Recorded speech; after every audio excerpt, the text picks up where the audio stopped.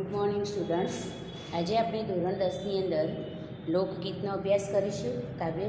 કાવ્ય પ્રકારમાં આપણે જોઈએ છીએ કે સોનેટ હોય, ઉર્મી ગીત હોય, પ્રાર્થના ગીત હોય, દુહા છંદ, મુક્તક અને ભજન હોય, પ્રાર્થના ગીત હોય અને લોકગીત હોય. તો લોકગીતમાં કોઈ રચયિતા ના હોય એનો, પણ લોક સમુદાય દ્વારા એટલે કે લોકોના કંઠે ગવાયેલ સમૂહ ગીત એટલે લોકગીત, જેમાં તહેવારો, ઉત્સવો કે પોતાના મનની ભાવનાઓ વ્યક્ત કરતું આ ગીત હોય છે. અહીંયા આપેલું જે ગીત છે એ લોકગીતની અંદર કૃષ્ણ અને ગોપી કૃષ્ણની મુરલીનો નાદ સાંભળતાની સાથે જ ગેલી બની જાય છે. શાન બાન બધું ભૂલી જાય છે, પોતાના કામો ભૂલી જાય છે, પોતાના છોકરાઓને, પોતાના ઘર બાર બધું ભૂલીને કૃષ્ણની મુરલીના સૂરની પાછળ ગેલી થઈને જે દિશામાંથી સૂર સંભળાય છે એ તરફ તે ભાગે છે. એની વાત આ કાવ્યની અંદર કરવામાં આવી છે. ક્યારે વાગી એટલે કે મુરલી ક્યાં વાગી, કૃષ્ણની મુરલી ક્યાં વાગી. આપણે સૌ જાણીએ છીએ કે કૃષ્ણ લીલાના તમે કેટલાક નાટકો જોતા હશો, ફિલ્મ કૃષ્ણ લીલા જે સિરિયલ આવે છે એ જોતા હશો. એમાં પણ ભગવાન શ્રી કૃષ્ણની જે બાળપણની લીલાઓ છે એમાં આપણે જોઈએ કે ગોવાળિયાઓને ને ગોપીઓને કેવા ગેલા કરી મૂકે છે અને કૃષ્ણ પાછળ આખું ગામ કેવું ગેલું થઈને એમ કે રાચે છે, કેવું ગેલું થાય છે અને એની વાત આપણે સાંભળેલી છે, જોયેલી છે અને સિરિયલોમાં પણ આપણને કૃષ્ણ લીલાઓ જોવા મળે છે. તો અહીંયા કૃષ્ણની મુરલી પાછળ કૃષ્ણ મુરલી વગાડે છે ત્યારે મુરલીના નાદે સમગ્ર જ્યાં જ્યાં મુરલીનો સૂર સંભળાય છે એ બધી જ જગ્યા, વસ્તુ, વ્યક્તિ કે પ્રકૃતિના તમામ તત્વો એની પાછળ ગેલા બને છે. તો અહીંયા ક્યારે વાગી એટલે ક્યાં વાગી, મુરલી ક્યાં વાગી એવું આપણા કાવ્યનું શીર્ષક છે. લોકગીત કોઈ કવિનું સર્જન હોતું નથી, લોકો દ્વારા કઠોપકંઠ ઉતરી આવતું ગીત છે.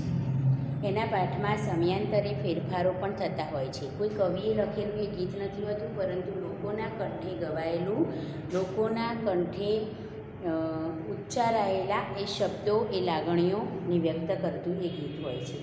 ગોપીના કૃષ્ણ પ્રેમને વ્યક્ત કરતા આ લોકગીતમાં ગોપીની કૃષ્ણમયતા બખૂબી વ્યક્ત થઈ છે. એટલે ગોપી કેવી કૃષ્ણમય બની જાય છે ને ગોપી કેવી કૃષ્ણમય છે, કૃષ્ણને યાદ કરતાં એ બધું જ ભૂલી જાય છે. સંસારની મોહ માયા, કામ ધંધા, સગા સંબંધી બધું જ એ ભૂલીને કૃષ્ણની ભક્તિમાં તરબોળ થઈ જાય છે. એટલે કે ગોપીના કૃષ્ણ પ્રેમને વ્યક્ત કરતાં આ લોકગીતમાં ગોપીની કૃષ્ણમયતા બખૂબી વ્યક્ત થઈ છે. મુરલીએ ગોપીનું મન હરી લીધું છે, ગરબો ગેલો થયો છે અને મુરલીના ઘેરા ગૂઢ નાદથી વિહવળ બનેલી શુદ્ધ બુદ્ધ ગુમાવી બેઠેલી ગોપી શું કરે છે તો મા બાપને ભૂલીને, બાળકોને રડતા મૂકીને, ઘરના સગળા કામ પડતા મૂકીને દોડી જાય છે. જ્યાં મુરલીનો નાદ જે દિશામાંથી આવે છે એ દિશા તરફ તે દોડી જાય છે. ઈશ્વર પ્રાપ્તિની ગિલછામાં રહેલો નર્યો ત્યાગ અને અનન્ય ભક્તિ ભાવનાનો બોધ સુપેરે વ્યક્ત થાય છે. ક્યારે વાગી ની ધ્રુવ પંક્તિમાં, ધ્રુવ પંક્તિ એટલે એકના એક પંક્તિ જ્યારે દરેક અંતરાના અંતે ગાવામાં આવે તેને ધ્રુવ પંક્તિ કહેવાય. તો એ ધ્રુવ પંક્તિમાં પુનરાવર્તિત થતો ઉદ્ગાર પ્રભુ પ્રેમની તાલાવેલીનો અણસાર આપે છે. કૃષ્ણમય બનેલી ગોપીને ભગવાન શ્રી કૃષ્ણ અહીં તહીં સગળે વિસરતા દેખાય છે. જુઓ અહીંયા, કાન તારી મુરલીએ જીરે, કાન તારી મુરલીએ જીરે મારા મન મોહ્યા. ભગવાન શ્રી કૃષ્ણની મુરલીએ મારા મન મોહ્યા એટલે કે ગોપીના મન મોહ્યા છે. સમી સાંજની જીરે વજોગણ ક્યારે વાગી, વજોગણ એટલે વિરહિણી. મુરલીએ મારા મન હેર્યા એટલે હરી લીધા. તારી મુરલીના નાદે મારા મન હેર્યા, હેર્યા એટલે હરી લીધા. હરી લીધા એટલે મોહિત કરી ગઈ એમ. હરી એટલે મોહિત કરી જો અને હરી એટલે ભગવાન કૃષ્ણ. વસ્વઈવાળું હરી એટલે ભગવાન વિષ્ણુ. ભગવાન વિષ્ણુ માટે હરિ શબ્દ આપણે વાપરીએ છીએ. હરિ અને હરી એટલે હરી લેવું, મોહિત કરી દેવું. તો સમી સાંજની જીરે વજોગણ ક્યારે વાગે? વજોગણ, વજોગણ એટલે વીરઘેણી, વીરઘેણી, વજોગણ એટલે વીરઘેણી. સમી સાંજની વજોગણ ક્યારે વાગી? ગુઢારાગની જીરે મોરલી ક્યારે વાગી? ગુઢારાગ એટલે ગુઢાર્થ, ગુઢા એટલે ગુઢાર્થ, રહસ્યમય, ગુઢાર્થ. તો ગુઢારાગની જીરે મોરલી ક્યારે વાગી? મધરાતની જીરે અભાગિણી મોર ક્યારે વાગી? અભાગિણી શબ્દ મોરલી માટે વપરાયો છે, કારણ કે રોજે રોજ ભગવાન શ્રી કૃષ્ણના આદર પર બિરાજતી મોરલીને જ્યારે કૃષ્ણ છોડીને જાય છે તો ત્યારે એ મોરલી અભાગી બનીને એમ કે એના વિરહમાં એના તડપે છે, એટલે એના માટે કવિએ અભાગિણી શબ્દ વાપર્યો છે. સર્વા સાધની જીરે, સર્વા સાધની એટલે મોટા સાધની, સર્વો એટલે મોટું સાધન, સર્વો સાધન એટલે મોટા સાધની, મોટા અવાજની, મોટા સાધની એટલે મોટા અવાજની જીરે મોરલી ક્યારે વાગી? કાન તારી મોરલીએ જીરે ગરબો ગેલો કીધો, કાન તારી મોરલીએ જીરે સૈયરોનો સાથ મેલ્યો, કાન તારી મોરલીએ જીરે સૈયરોનો સાથ મેલ્યો, કાન તારી મોરલીએ જીરે માને બાપ મેલ્યા, તારી મોરલીએ માને બાપ મેલ્યા, કાન તારી મોરલીએ જીરે માને બાપ મેલ્યા, કાન તારી મોરલીએ જીરે રોતા બાળ મેલ્યા, બાળ એટલે બાળકો, અને કાન તારી મોરલીએ જીરે કોઠીએ કણ ખૂટ્યા એટલે કોઠીમાંનું અનાજ ખૂટ્યું, કોઠીએ કણ ખૂટ્યા, કોઠીએ કણ ખૂટ્યા એટલે કોઠીમાંનું અનાજ ખૂટ્યું, કોઠીમાંનું અનાજ ખૂટ્યું, કોઠીમાંનું અનાજ ખૂટ્યું. સમી સાંજ એટલે સંધ્યાકાળ, સાંજની વેળા, સમી સાંજ એટલે સંધ્યાકાળ, સાંજની વેળા, સાંજની વેળા. સૈયર એટલે સખી, સૈયર તળપદો શબ્દ છે, સહિયર એ સખી, અને સાર એટલે અવાજ, સાર એટલે અવાજ, નાદ, ર, આ બધા સમાનાર્થી શબ્દો છે આના. પછી મેલવું એટલે મૂકી દેવું, મૂકવું, છોડી દેવું, મેલવું તો મૂકવું એ છોડી દેવું. કણ એટલે અનાજ,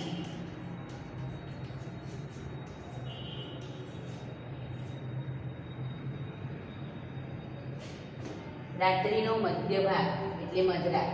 શબ્દ સમૂહ માટે એક શબ્દ છે. રાત્રિનો મધ્ય ભાગ, રાત્રિનો મધ્ય ભાગ એટલે મધરાત. પછી અનાજ ભરવા માટેનું મોટું વાસણ, અનાજ ભરવા માટેનું મોટું વાસણ, મોટું વાસણ એટલે કોઠી.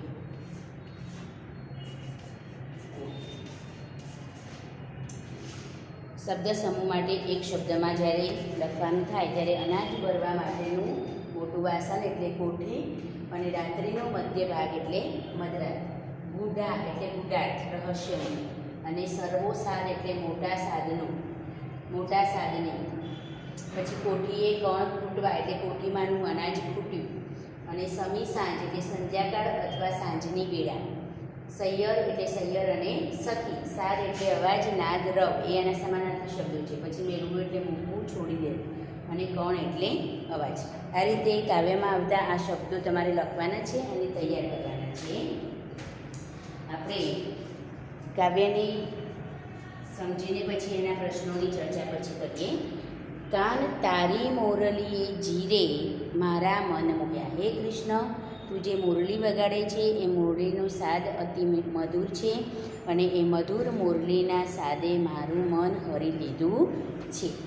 સમી સાંજની જીરે વજોગણ ક્યારે વાય.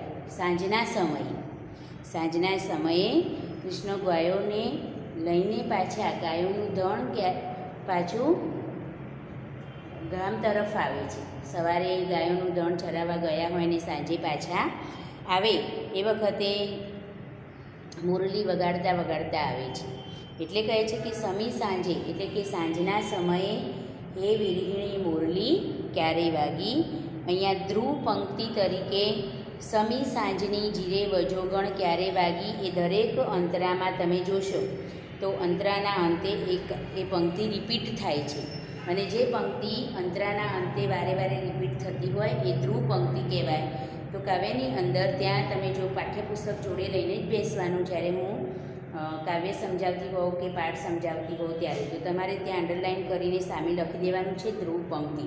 કેમ કે પરીક્ષામાં એવો પ્રશ્ન પૂછાય કે ક્યારે વાગી કાવ્યમાં ધ્રુવ પંક્તિ કઈ છે, તો તમે ત્યારે ત્યાં જવાબ લખી શકો કે સમી સાંજની જીરે વિજોગણ ક્યારે વાગી એ ધ્રુવ પંક્તિ છે. પછી ગુડા રાગની જીરે મુરલી ક્યારે વાગી. સમી સાંજની એટલે સાંજના સમયે વિરહિણી મુરલી ક્યાં વાગી. વિરહિણી એટલે કૃષ્ણ વિયોગમાં તડપતી, કૃષ્ણ વગરની મુરલી ક્યાં વાગી. ગુડા રાગની જીરે મુરલી ક્યાં વાગી. ગુડ રહસ્યવાળી મુરલી ક્યાં વાગી.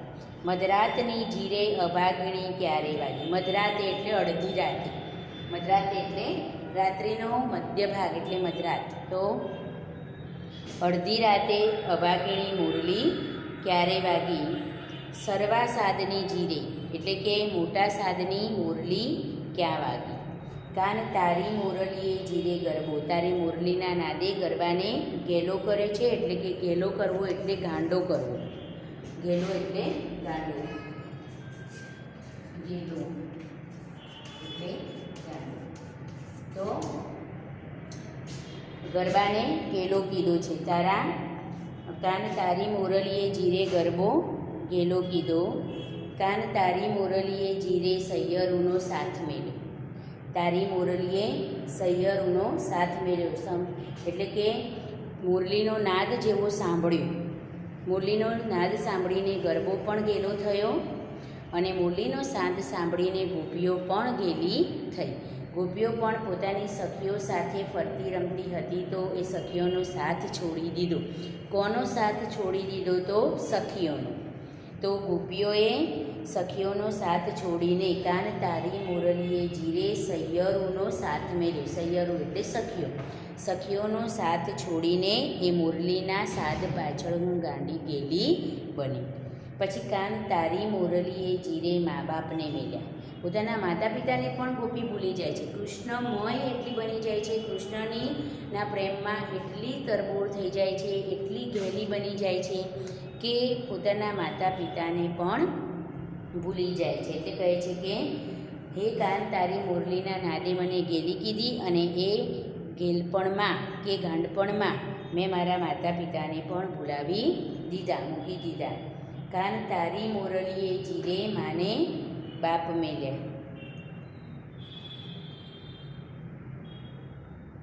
પછી કાન તારી મુરલીએ જીરે રોતા બાળ મેલ્યા. હવે સૌથી વધુમાં વધુ સ્ત્રીને કોઈ નજીક અને વધારે પ્રેમ અને જેના પર વધારે એને હેત હોય અને એવું એ પોતાનું બાળક ગમે તેવું એને ગમે તેટલી કામનું ભારણ હોય તો એ પોતાના બાળકને ક્યારેય રડતું મૂકે નહીં. પહેલાં બાળકને શાંત કરે અને પછી કામ કરે. તો એવા રડતા બાળકોને પણ એ મૂકીને કૃષ્ણમય બનેલી ગોપી કૃષ્ણની મુરલીનો સાદ જ્યાં વાગે છે ત્યાં દોડી જાય છે. તો તમે વિચાર કરો કે માનું હૃદય ક્યારેય બાળકને રડતું ના જોઈ શકે, પણ ગોપી એટલી કૃષ્ણમય ગેલી બની ગઈ છે, એટલી કૃષ્ણની ભક્તિમાં તરબોળ થઈ ગઈ છે કે એને પોતાનું રડતું બાળક પણ યાદ આવતું નથી અને બાળકને રડતું મૂકીને કૃષ્ણ તરફ આકર્ષિત થાય છે, ખેંચાય છે અને દોડી જાય છે. તો અહીંયા કાન તારી મોરલીએ જીરે રોતા બાળ મેળ્યા, એટલે પોતાના બાળકોને રડતા મેળીને એ કૃષ્ણમય બનીને એમ કે મગ્ન થઈ જાય છે. પછી કાન તારી મોરલીએ જીરે કોઠીએ કણ ખૂટ્યા, કોઠી કાન શાન બાન બધું ભૂલી ગઈ છે અને પોતાના કામકાજને ભૂલી ગઈ છે, જેના કારણે કોઠીમાં અનાજ પણ ખૂટી ગયા. નવું અનાજ ભરવાનું પણ એને યાદ નથી. એનું કહેવાનું તાત્પર્ય કે ઘરના સઘળા કામ એને ભૂલી ગઈ છે. કૃષ્ણની મુરલીનો નાદ સાંભળતા ઘરના સઘળા કામ ભૂલી ગઈ છે. અનાજ રોજે રોજ જે કોઠીમાં ભરવાનું હોય એ પણ ભૂલી ગઈ છે. બાળકને રડતા મૂકીને કૃષ્ણની મુરલી પાછળ એ ગેલી બની છે. પોતાના માતા પિતાને એને ભૂલાવી દીધા છે અને સહિયરોનો સાથ પણ એને છોડી દીધો છે. તો આ બધું શું બતાવે છે કે ગોપી દ્વારા ગોપીના હૃદયમાં રહેલી કૃષ્ણ ભક્તિ, અનન્ય કૃષ્ણ ભક્તિ આ કાવ્યમાં વ્યક્ત થઈ છે. કવિ કહે છે કે કૃષ્ણમય બનેલી ગોપી શાન બાન ભાન ભૂલી જાય છે, ઘરના કામકાજ ભૂલી જાય છે, પોતાના સ્વજનોને ભૂલી જાય છે અને પોતે કૃષ્ણમય બનીને એટલી તલ્લીનતાથી ભક્તિ કૃષ્ણમય બનીને ભક્તિ કરે છે. એ ભક્તિ ઉત્તમ ભક્ત અને શ્રેષ્ઠ ભક્ત એ ગોપી ઉદાહરણ, ઉત્તમ ભક્ત કે શ્રેષ્ઠ ભક્ત કેવો હોય એ ગોપીના માધ્યમથી આપણને કવિ સમજાવે છે કે ગોપી જેવો જે શ્રેષ્ઠ ભક્ત છે એ ભક્ત પોતાના સંસારની મોહ માયાને સર્વ બધું ભૂલીને ભગવાનમાં એમ કે તરબોળ ભગવાનની ભક્તિમાં, ભગવાનના ધ્યાનમાં જ લીન થઈ જતો હોય છે. તો એ ગોપીના માધ્યમથી આપણને કવિ સમજાવે છે કે ભક્તિ, સાચી ભક્તિ કોને કહેવાય, સાચા ભક્તો કેવા હોય અને સાચા ભક્તોના હૃદયમાં ભગવાન પ્રત્યેની ભાવના કેવી હોય. બરાબર. તો આ કાવ્ય દ્વારા કવિએ આપણને સાચા ભક્તનું ઉદાહરણ પૂરું પાડ્યું છે કે ગોપી એ સાચો ભક્ત છે. એના હૃદયમાં રહેલી નિખાલસ પ્રેમ ભાવના કાવ્યમાં વ્યક્ત થઈ છે. પોતાના નિજી સ્વાર્થને ભૂલીને ગોપી શાન બાન બધું ભૂલાવીને કૃષ્ણમય બની ગઈ છે અને પોતાના જીવ કરતાંય એવા વહાલા બાળકને રડતું મૂકીને એ ભક્તિ તરફ વળેલી ગોપી એ ભગવાનનો અનન્ય ભક્ત છે એવું આપણે કહીએ તો પણ ખોટું નથી.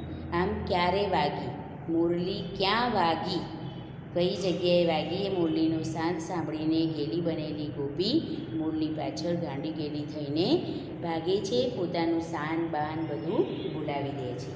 હવે સ્વાધ્યાયની ચર્ચા કરીએ તો નીચેના પ્રશ્નોમાં સાથે આપેલા વિકલ્પોમાંથી સાચો વિકલ્પ પસંદ કરી ખરાની નિશાની કરવાની છે. હવે વિદ્યાર્થીઓને મારે ખાસ એ સૂચના આપવાની છે કે જ્યારે તમે આવા વિકલ્પોવાળા પ્રશ્નો લખો છો ત્યારે એ બી સી એવું એકલું ન લખતા શબ્દ લખવો. જે શબ્દ એમાં જે શબ્દ આપ્યો હોય, એ બીમાં જે આપ્યો હોય, એનો આન્સર જે આવતો હોય એ પૂરા શબ્દ સાથે લખો. દાખલા તરીકે કાવ્ય નાયિકા પર કાનાની મુરલીની સી અસર થઈ છે, તો સ્તબ્ધ બનાવી દીધી, મન હરી લીધું, ભાન ભૂલાવી દીધું કે રાસ રમવા લાગી. તો કાવ્ય નાયિકા પર કાનાની મુરલી એટલે કે કૃષ્ણની મુરલીની અસર થતાં એની મુરલીએ ગોપીનું મન હરી લીધું. તો અહીંયા ઓપ્શન આપણો સાચો શું છે? મન હરી લીધું.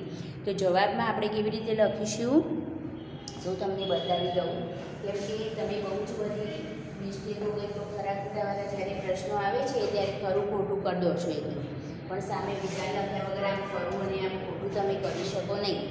આ જવાબ તમારો સાચો ગણાય નહીં. બરાબર.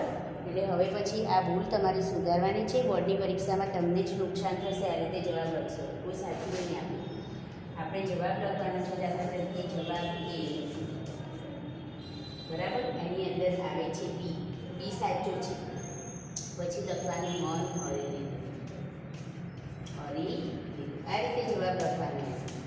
પછી જવાબ 2. જવાબ 2 ની અંદર શું છે આપણો પ્રશ્ન? તો કાનાની મુરલીએ કોણ ગેલું બન્યું? તો ગોપાળો, ગોપીઓ, ગાયો કે ગરબો? તો કોણ ગેલું બન્યું? તો ગોપીઓ ગેલું બન્યું. તો જવાબ 2 એની અંદર બી. પછી સામે લખીશું આપણે ગોપીઓ. આ રીતે તમારે એના આન્સર લખવાના છે. સમજાય છે એવું કહું એમાં કે જ્યારે પણ આવા ઓપ્શન હોય ત્યારે એકલું એ કે એકલું બી કે એવું લખવાનું નથી, પણ એના જે આન્સર આવતા હોય એ પ્રમાણે તમારે એના આન્સર લખવાના છે. તો અહીંયા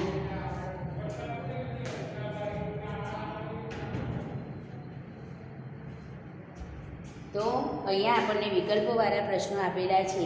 તો કાવ્ય નાયિકા પર કાનાની મુરલીની શી અસર થઈ? તો મન હરી લીધું. બીજો પ્રશ્ન છે, કાનાની મુરલીએ કોણે ગેલું બન્યું? કોણ ગેલું બન્યું? તો ગોપીઓ ગેલી બની. પછી કાવ્યમાં મુરલીના રાગને કેવો કહ્યો છે? તો ગૂઢાર્થ કહ્યો છે. કાવ્યમાં મુરલીના નાદને ગૂઢાર્થ એટલે કે રહસ્યમય કહ્યો છે. પછી અસરકારક. પછી ગોપીએ કોનો સાથ છોડ્યો? તો સહિયરોનો સાથ છોડ્યો. પછી કોને રડતા મૂક્યા? તો પોતાના બાળકોને રડતા મૂક્યા. પછી કોને છોડી દીધા? મેલવું એટલે છોડી દેવું. તો કોને છોડી દીધા? તો પોતાના માતા પિતાને છોડી દીધા. પછી મુરલીના સાદની ગોપીઓના મન પર કેવી અસર થાય છે? તો ગોપી વિહ્વળ બની.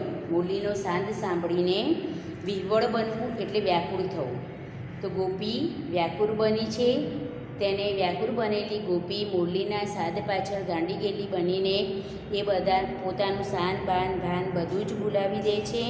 તે પોતાના સહિયરોનો સાથ છોડી દે છે, ઘરના કામકાજ પણ પડતા મૂકે છે અને મા બાપને પણ ભૂલી જાય છે અને પોતાના બાળકને પણ રડતા મૂકી દે છે, અથવા તો રડતા મૂકી કૃષ્ણની મુરલીનો સાદ જે તરફ સંભળાય છે એ તરફ એ દોડી જાય છે.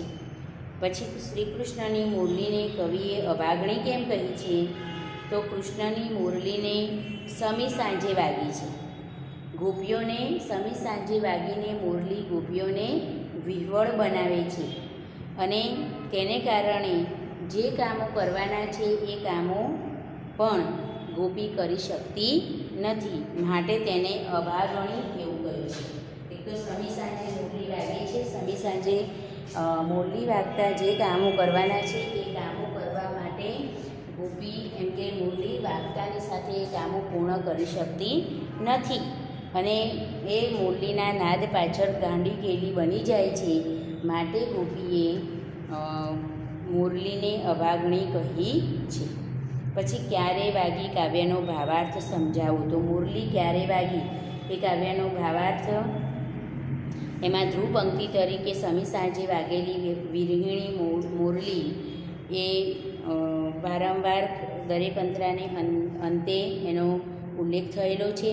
પછી મુરલીનો નાદ જે છે એ કેવો છે? ગૂઢાર્થ છે, એટલે કે ગોપીને આકર્ષિત કરે એવો છે અને મધરાતે વાગેલી મુરલીને ગોપી અભાગણી કહે છે. પછી મોટા સાદને મુરલી વાગે છે, તેથી ગોપી ગાંડી ગેલી થઈ જાય છે, ગરબો પણ ગેલો થઈ જાય છે અને મુરલીનો નાદ કાને પડતાની સાથે જ સૈયરોનો સાથ છોડી દઈને, માતા પિતાને ભૂલી જઈને, પોતાના બાળકોને પણ રડતા મૂકીને અને કરવાના કામો બધા ભૂલી જઈને ગોપી કૃષ્ણમય બનીને કૃષ્ણની મુરલી પાછળ વિહ્વળ બનેલી ગોપી તરત જ ત્યાં દોડી જાય છે. આમ કૃષ્ણમય બનેલી ગોપીના હૃદયમાં કૃષ્ણ પ્રત્યે અનન્ય ભક્તિ છે અને એ અનન્ય ભક્તિ એને કૃષ્ણ પાછળ એ પોતાનું સાન બાન ભાન બધું ભૂલાવી દે છે અને કૃષ્ણ પાછળ ગેલી બનેલી ગોપી એ સંસારની સર્વ માયાઓ છોડીને તરત જ એ કૃષ્ણને મુરલી પાછળ ગાંડી બનીને ત્યાં દોડી જાય છે. આમ આપણે કહી શકીએ કે કૃષ્ણ માટે ગોપીના હૃદયમાં અનન્ય પ્રેમ અને પ્રભુ ભક્તિ રહેલા છે, તેથી તે સંસારની મોહ માયા બધું જ ભૂલાવીને કૃષ્ણમય બની જાય છે. આ એનો ભાવાર્થ છે. તો આ રીતે કાવ્યને તમારે તૈયાર કરવાનું, સાથે એના શબ્દોના અર્થ અને પ્રશ્નોના જવાબ પણ તૈયાર કરવાના, અને પહેલો, બીજો અને ત્રીજો પ્રશ્ન તમારી નોટબુકમાં લખવાનો છે. Okay, thank you.